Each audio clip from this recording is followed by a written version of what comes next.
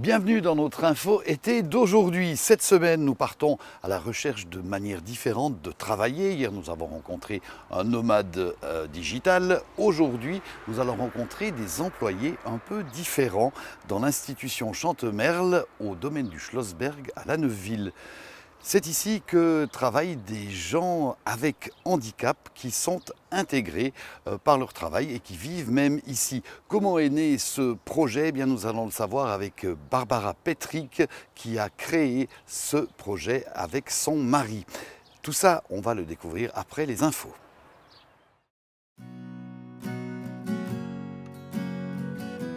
Et nous sommes toujours au domaine du Schlossberg à La Neuveville en compagnie d'un des employés du Schlossberg, Christian Hermann. Alors, qu'est-ce que vous êtes en train de faire ici dans les vignes? Il faut que je finisse de préparer les vignes et que je coupe un peu le haut. Il faut aussi que je coupe l'herbe qui a poussé en dessous. Parce que ça a poussé très vite. Oui, et je dois veiller à ce que personne ne passe quand il faut traiter les vignes et tondre l'herbe. Et alors, la viticulture n'a presque plus de secret pour vous puisque ça fait depuis 17 ans que vous vivez et vous travaillez ici au Schlossberg. Oui, je travaille ici depuis 2004 et ça me plaît beaucoup. Et est-ce que vous avez encore des ambitions, des rêves dans votre métier? Est-ce qu'il y a des choses que vous aimeriez encore apprendre? J'aimerais bien apprendre à conduire une pelle mécanique, mais sinon je n'ai pas vraiment de grands rêves.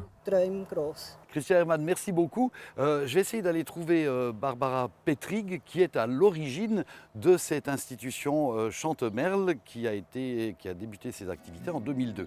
Alors on part à la découverte de Barbara Petrick. Barbara Petrick, bonjour, merci de nous accueillir dans votre magnifique domaine du Schlossberg sur les hauts de La Neuveville. Même s'il pleut aujourd'hui, ça reste un très bel endroit. J'ai commandé du soleil, mais voilà. Alors dites-moi, comment est-ce que vous avez trouvé cet endroit et comment vous avez décidé de créer quelque chose ici? J'ai enseigné, je suis enseignante spécialisée pour des enfants handicapés.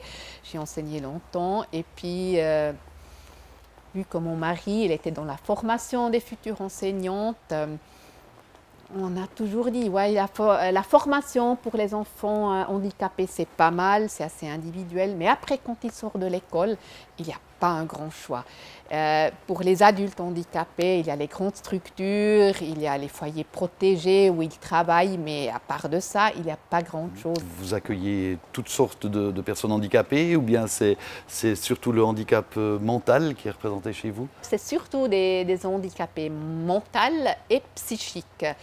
Vu que j'ai enseigné surtout des enfants handicapés mentaux, alors c'est un peu le groupe que j'ai choisi. C'est clair, dans des vignes, on ne peut pas vraiment accueillir des gens avec un handicap physique, surtout autant plus qu'on a vraiment des vignes assez raides. Alors ça irait pas. C'était pas forcément une bonne affaire en achetant ce domaine.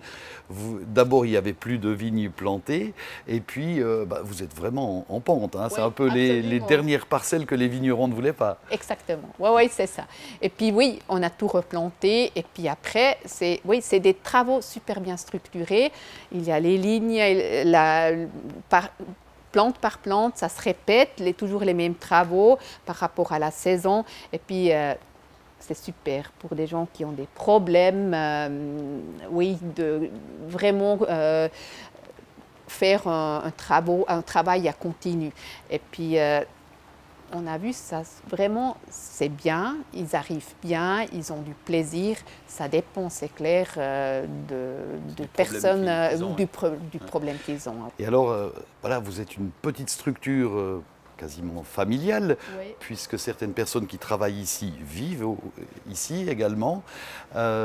Mais vous avez quelques inquiétudes pour l'avenir, puisque dans le canton de Berne, une nouvelle loi sur les personnes handicapées est en discussion. En quoi elle consiste, cette nouvelle loi? Comment vous la voyez? Nous, on a peur. Je fais partie de la société pour les petites institutions du canton de Berne.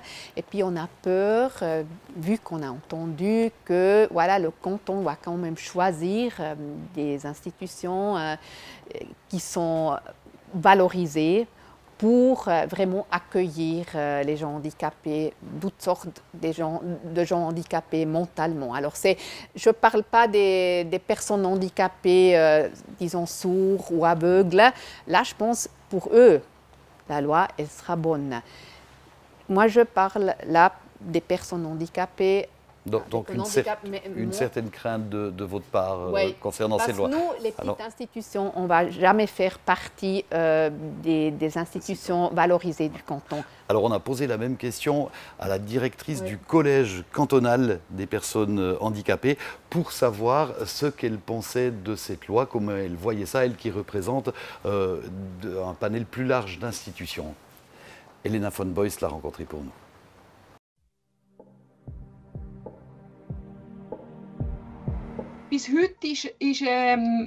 Jusqu'à maintenant, les personnes en situation de handicap ne pouvaient recevoir de l'argent du canton que si elles vivaient dans un centre spécialisé en permanence.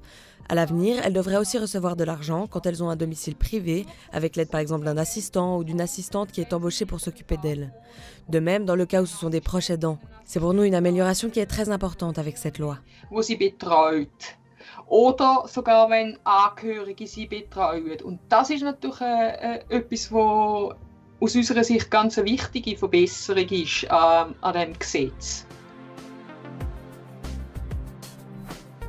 Die Gefahr ist, dass nur ein kleiner Teil der Menschen... Le risque est que seulement une petite partie des personnes en situation de handicap reçoivent une plus grande liberté de choix et d'autodétermination.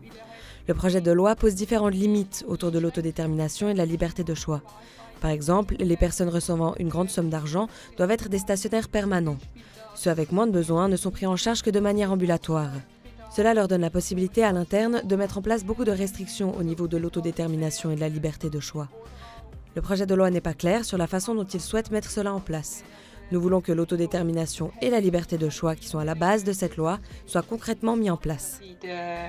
Selbstbestimmung und bei der Wahlfreiheit. Es ist aber aufgrund vom Gesetzesentwurf nicht klar, wie das umgesetzt wird. Und da fordern wir, dass Selbstbestimmung und Wahlfreiheit, die als Grundsatz drin ist, konsequent umsetzt.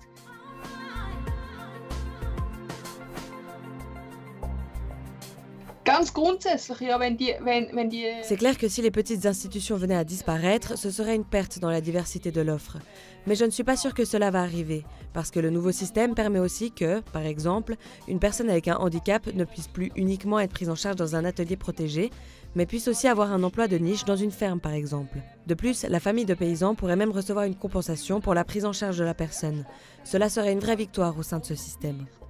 Auf einem Bauernbetrieb kann eine Stelle antreten, so ein Nischenarbeitsplatz, und die Bauernfamilie vielleicht eine gewisse Abgeltung überkommt für die Betreuungsleistungen, die sie erbringt, den Tag durch. Und das wäre natürlich ganz klar ein Gewinn im ganzen System.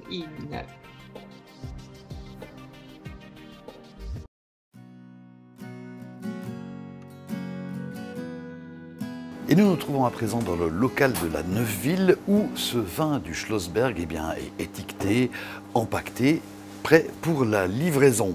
Ce qui fait que vous avez un produit fini depuis la vigne jusqu'au vin. Est-ce que les gens qui travaillent ici aussi, est-ce qu'ils travaillent dans tous les domaines?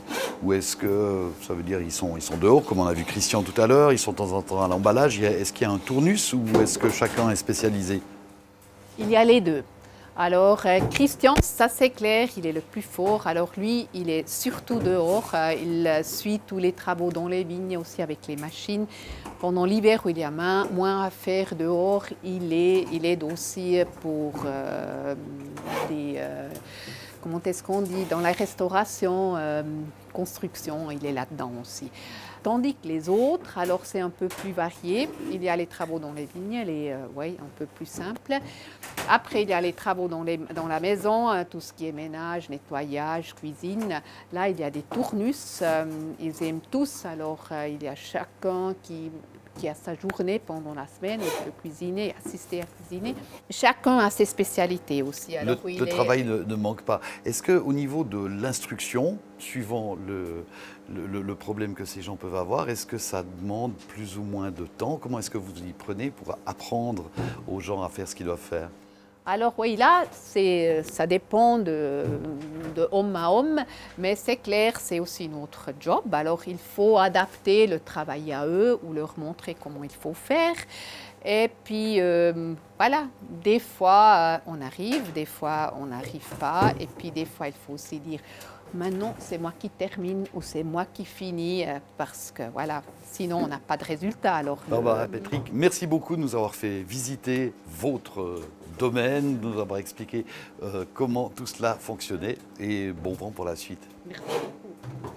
Voilà, c'est la fin de notre Info Été pour aujourd'hui. Demain, vendredi, nous nous intéresserons encore à un autre mode de travail très en vogue en ce moment, c'est le travail partagé, le job sharing pour parler moderne et même le top sharing. Qu'est-ce que c'est que tout ça? Vous l'apprendrez demain. Au revoir.